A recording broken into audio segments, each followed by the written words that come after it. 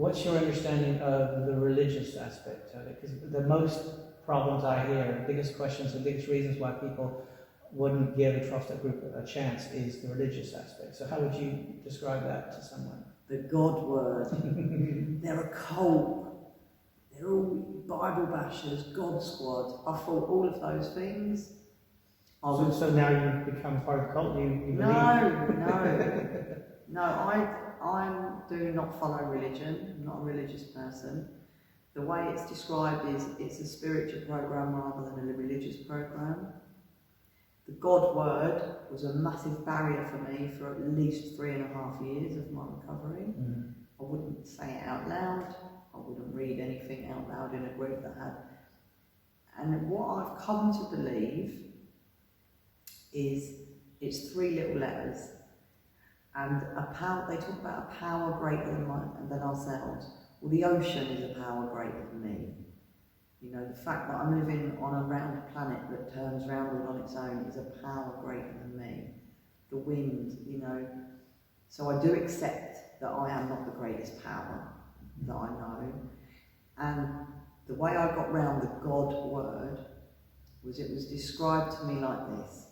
So God brought me to my knees, the gift of desperation. I then walked into a group of God, the group of drunks, or the group of druggies.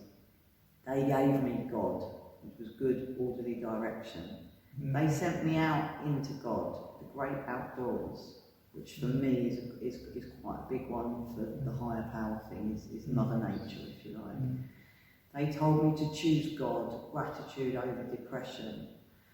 So all these little analogies of taking those 3 letters and showing me that it's not a man on a cloud with a white beard who we call Jesus' dad or any other connotation of religion. It's about me, a God of my understanding. So some days I pray every day, so my dad passed away, and my grandmother, who I have massive respect for. Some days I will pray to them.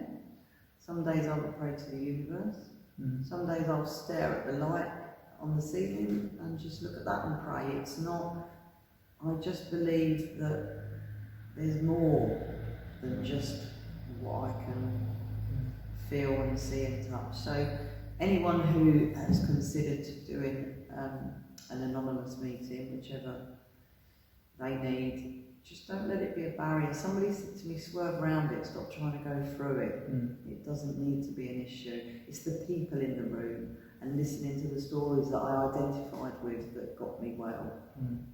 Yeah, that's great.